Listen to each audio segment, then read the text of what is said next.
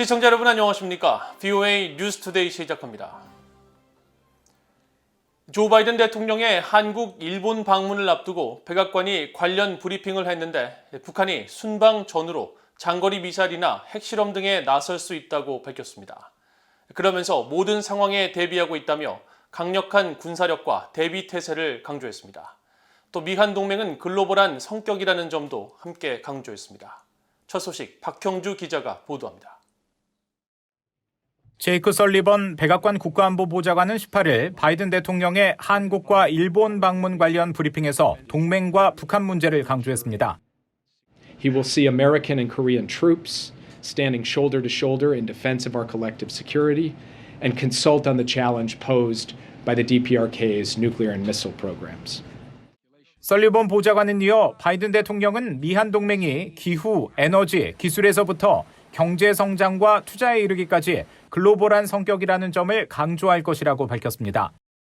북한이 바이든 대통령의 순방 전후 대륙간 탄도미사일 ICBM 발사 등 무력 시위에 나설 가능성과 관련한 질문에 대해서는 그런 가능성에 대비하고 있다면서 동맹인 한국, 일본과 긴밀히 조율하고 있으며 중국 측과도 논의하고 있다고 밝혔습니다. That our intelligence does reflect the genuine possibility that there will be either a further missile test, including long-range missile test, or a nuclear test, or frankly both, in the days leading into, on, or after the president's trip to the region. 또 필요한 상황이 되면 동맹에 대한 방어와 억지력 강화를 위해 군사 태세를 조정할 수 있다는 점도 밝혔습니다. And we are prepared, obviously, to make both short and longer-term adjustments to our military posture as necessary to ensure that we are providing both defense and deterrence to our allies in the region and that we're responding to any North Korean provocation. 미한 정상회담과 관련해서는 윤석열 대통령이 후보 시절 미한 동맹 강화와 미국, 일본과 관계 개선을 기치로 내세웠다는 점을 강조했고 문재인 전 대통령과의 별도 회동 가능성과 일부 한국 언론의 대북 특사 제안 보도와 관련해서는 지금으로서는 문 전 대통령과 예정된 회동이 없고 그런 논의를 알지 못한다고 선을 그었습니다. Been any discussions between U.S. officials and Korean officials about Moon Jae-in potentially taking on a special envoy to North Korea-like role? I'm not familiar with any discussions along those lines. 한국 새 정부 출범 이후 첫 미한 정상회담에선 북한을 포함한 한반도 문제와 경제안보, 인도태평양 협력 등이 주요 의제가 될 것으로 알려진 가운데 바이든 대통령은 이번 방한 기간 삼성 반도체 공장을 방문하며 부통령 시절 찾았던 비무장지대 DMZ는 방문하지 않을 것이라고 백악관은 밝혔습니다. VOA 뉴스 박형주입니다. 미국 국방부는 북한의 대륙간 탄도미사일 ICBM 발사 가능성에 대해 북한의 핵과 미사일 프로그램이 제기하는 위협을 매우 분명히 밝혀왔다고 말했습니다. 미국 국방부의 마틴 메이너스 대변인은 18일 북한이 바이든 대통령의 아시아 순방을 앞두고 ICBM 발사 준비를 하고 있다는 CNN 보도에 대한 VOA의 논평 요청에 정보 사안에 대해 언급하지 않을 것이라면서 이같이 밝혔습니다. 메이너스 대변인은 이어 우리는 한국과 일본 그리고 미국 본토 방위에 대한 우리의 공약 그리고 영내 평화와 안정 유지를 위한 우리의 공약에도 매우 분명히 하고 있다고 강조하면서 한반도의 완전한 비핵화라는 우리의 공동 목표에 여전히 전념하고 있다고 밝혔습니다. 앞서 미국 CNN 방송은 17일 미국 당국자를 인용해 북한이 48시간에서 96시간 내에 ICBM 시험 발사를 준비하는 것으로 보인다고 보도했습니다. 미국은 한국을 포함한 일본, 호주와 확장 억지 관계 강화 조치를 하기를 고대하고 있으며 미국의 국가 안보를 지원하기 위해 이들 주요 동맹을 활성화해 나갈 것이라고 우주정책을 담당하는 미국 국방부 고위관리가 밝혔습니다. 존 플럼 미국 국방부 우주정책 담당 차관보는 17일 하원 군사위원회 전략군 소위원회 예산안 심의청문회에 제출한 서면 보고서에서 일본, 한국과의 확장 억지 관계는 북한의 위협을 포함한 동아시아에서의 위협을 억제하는 데 중요한 역할을 하고 있다면서 이같이 밝혔습니다. 플럼 차관보는 앞서 지난 11일 열린 미사일 방어 예산안 심의청문회에 제출한 서면 보고에서는 북한이 계속 재래식과 핵 미사일 역량을 개선, 확장, 다양화하면서 미국 본토와 영내 미군 등의 점점 더 큰 위험을 가하고 있으며 북한의 탄도미사일은 대부분 핵탄두 탑재 역량을 갖추고 있다고 평가했습니다.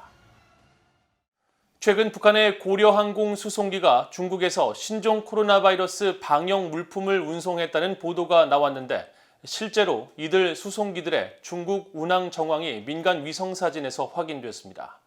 고려항공이 항공기를 띄운 것은 약 2년 만의 일입니다. 함지하 기자가 보도합니다.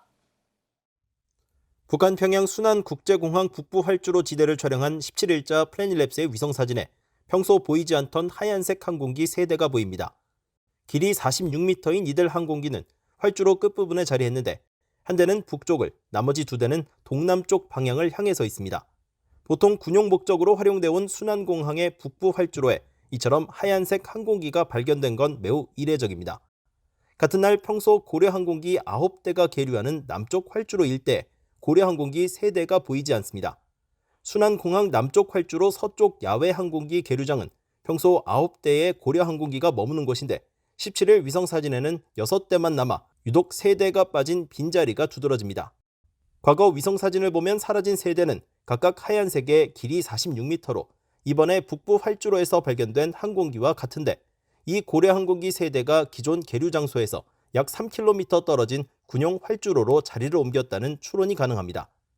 앞서 한국 언론들은 16일 오전 북한 고려항공 수송기 3대가 신종 코로나 바이러스 방역에 필요한 의약품과 물자를 실어 나르기 위해 중국 선양 타오셴 공항에 착륙했다가 당일 오후 떠났다고 보도했습니다.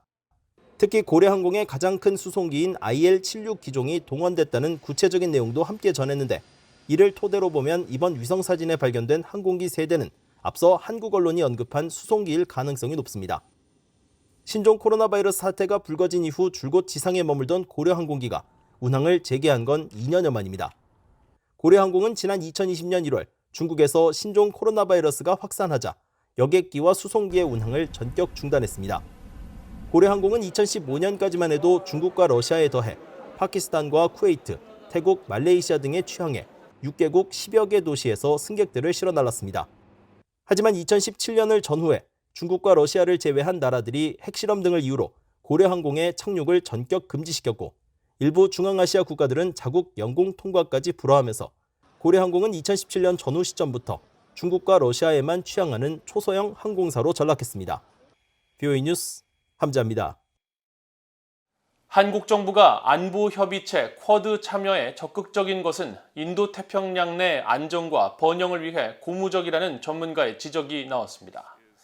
니콜라스 셰첸이 미국 전략국제문제연구소 CSIS 일본 담당 선임연구원은 18일 바이든 대통령의 한일 순방을 앞두고 쿼드 관련 주제로 열린 전화 간담회에서 한국은 인도태평양 지역에서 활발한 활동을 보이는 분야도 있지만 고립된 부분도 있다며 윤석열 정부가 쿼드 회원국과 영내 다른 국가와 협력할 수 있는 분야를 모색하는 것은 매우 의미가 있다고 설명했습니다.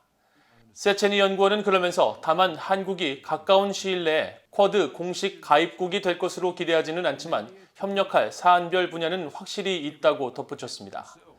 간담회에 참석한 유코 나카노 CSIS 일본 석좌는 이번 쿼드 정상회담의 의미는 일본에 인접한 중국과 북한, 러시아의 민주적 가치와 규칙에 기반을 둔 주권, 그리고 세계의 질서 수호 약속에 대한 명확한 메시지를 전달하는 데 있다고 전했습니다.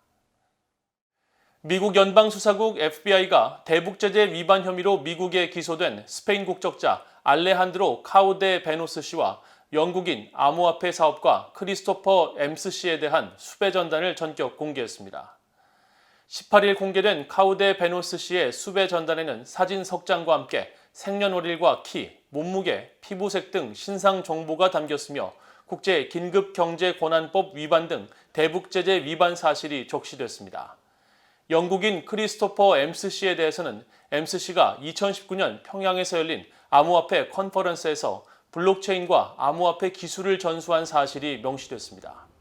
현재 카우데 베노스 씨는 스페인에 머물고 있는 것으로 전해졌으며 엠스 씨는 사우디아라비아 당국에 체포된 뒤 신병이 미국으로 인도되지 않기 위한 법적 대응을 하고 있는 것으로 알려졌습니다. 이상으로 VOA 뉴스투데이를 모두 마칩니다. 시청해주신 여러분 고맙습니다.